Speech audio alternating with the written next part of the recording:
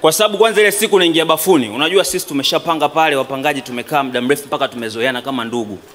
Ukiingia tu bafuni kama ametoka mtu kuoga, unajua huyu alikuwa mama Jackie huyu. Au ndo unaingia huyu Jose huyu. Kwa sababu Jose akitoka kuoga bafu linabaki kama smoking room. Linanuka sigara hatari. Sasa nashangaa hiyo siku, mbona leo bafu letu inanukia hivi? Au tumebadilishiwa bafu ni?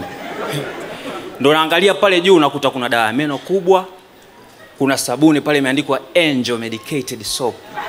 Afu kuna vimaelezo vidogo pale vimeandikwa inaondoa harara, inaondoa chunusi, inakufanya kuwa na ngozi nyororo, inaupa mwili harufu nzuri. Na nikasema mtego huu.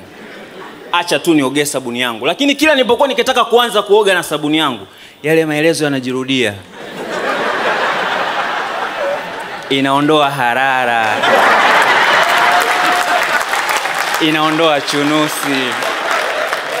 Na mimi mkiniangalia chunusi zinanitesa kweli.